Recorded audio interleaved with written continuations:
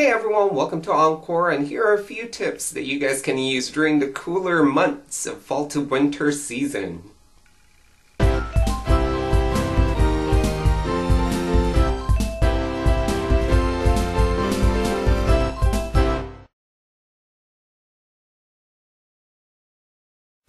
Hey everyone, welcome back. So it's getting colder out and it's definitely chilly today. And during the cold seasons, fall to winter, there are just certain tips I wanted to share with you guys that you might be able to use. So starting with mascara. Now a lot of you guys are waterproof mascara wearers.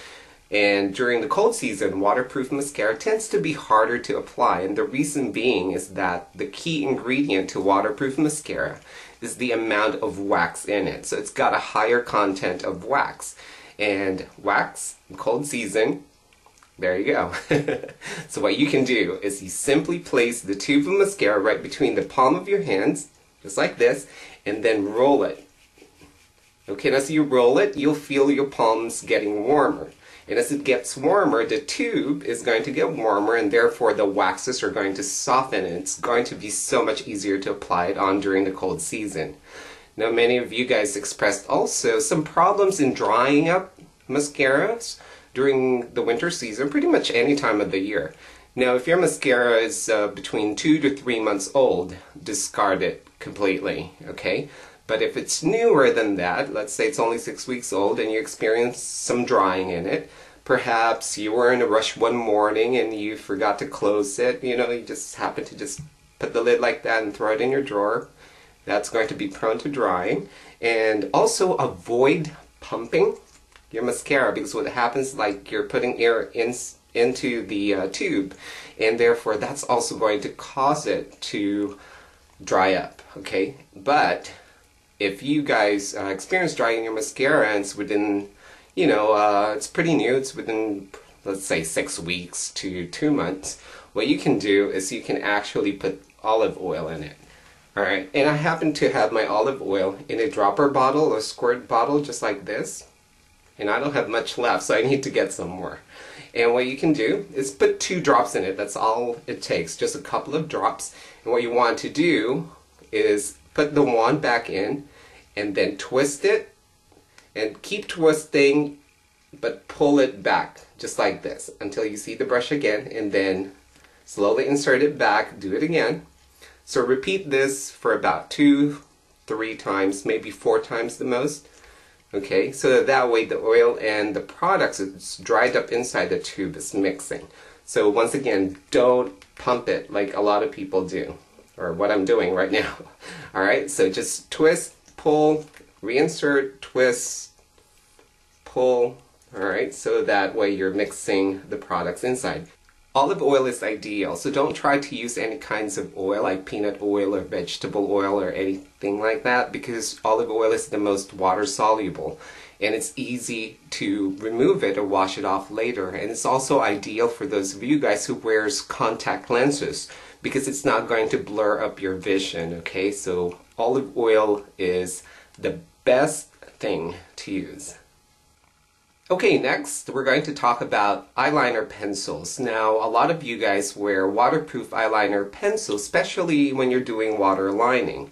And again, the key ingredient to most waterproof or long-wearing eyeliner pencils is the amount of wax in it. And much like mascara, it's going to tend to be a little bit on the harder side during the cold season. And I have a kind of like a long-wearing eye pencil in here. I'm going to show it in white so it stands out in my skin. And I'm just going to try to line my hand. And as you can see, it's barely lining. And I already put, just enough pressure in it. Now, if this is harder and you try to use the pencil in your water lining, it's going to be like almost painful because you keep putting pressure in it just to line, and therefore it might cause some irritation in your tear membrane, which is your water line, okay?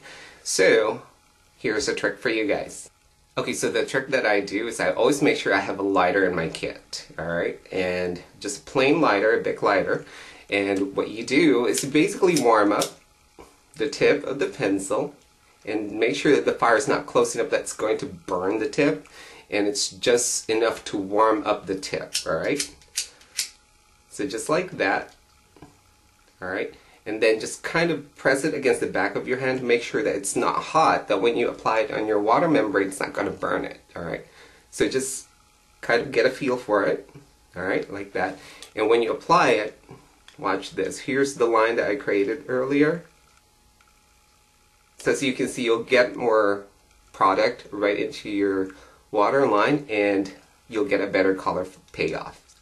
So here it is up close. So there's the first line I did earlier, and here's the new line. And that's the trick to getting the most of your waterproof eyeliner pencils during the cold season. Next, let's talk about fluid line gels. Now, many of you guys have expressed experiencing dried up fluid line, and here's a couple of tips for you guys. When you use fluid line gel, it's best to open it and scoop just ample amount that you can use or you'll need to line up your eyes, and immediately close your jar back once again, so that way it's not prone to exposure, or it's not exposed to the air, and therefore it's not prone to drying up. And I know it's easy to just dip your brush in there, place the open jar in your counter, do your liner, you know, and therefore this is sitting there exposed to air, and therefore it's going to be prone to drying up. So it's best to use a scooper. Just scoop a little bit of it, whatever you need, and then replace the cap nice and tight, and then put it back to where you store it, and then just work from the scoop that you used.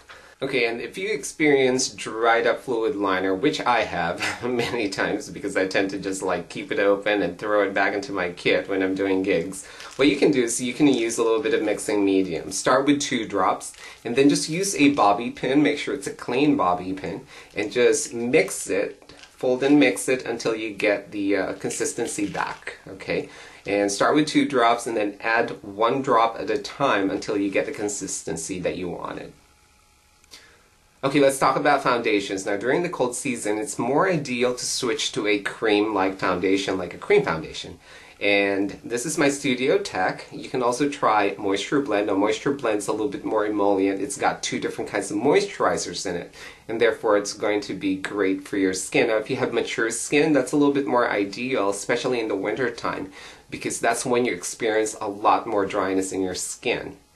It's best to apply cream foundation by using a hair dryer first, alright? And what you want to do is just blow some warm air so that the top surface of the cream foundation just glisten. You don't want it too long in there and too hot that it melts the product. So you just want to blow warm air right into the product so that it glistens. And then the best tool or the best brush to use with cream foundation is a MAC 109, and you want to just swirl that to get the product right on the tip of the bristle, and you apply it onto your skin in circular motion, just like this. Alright, and you're going to notice that it's going to glide on like butter. It's like silk on your skin, and you're going to achieve a beautiful airbrushed look using this brush and your cream foundation. And just apply it on, buff it onto the skin in small circular strokes, alright, and then blend and smooth it out later. Okay, this tip also works with stick foundation. So much like any cream foundation, stick foundation is also emollient. So you can use this method on stick foundations. And most importantly, whether you're using cream foundations or stick foundations, make sure to set it with translucent powder. And any translucent powder of your choosing will work fine. Okay, now let's talk about mineral foundation during the cold season. Now, if you are a mineral foundation wearer, you can still wear your mineral foundation during the cold season, and my tip is to use your favorite moisturizer and just use the back of your hand. You want to put just about, a dime size, just like that, alright? And then with your favorite mineral foundation, what you want to do is just use a scoop and scoop whatever you're going to need. Okay. And then add that to your moisturizer. And what you want to do is you want to use your foundation brush and just fold and mix the 2 products together. Okay, so you're basically just mixing it so that it turns into a cream foundation, but it's mineralized base, okay? just like that. Okay, and then just apply that to your skin.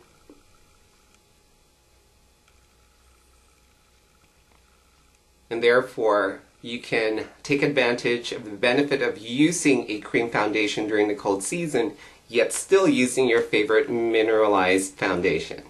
So hopefully those are going to be some useful tips for you guys this coming fall to winter season. So thank you so much for joining me today, and until next time, I'll see you guys soon. Bye!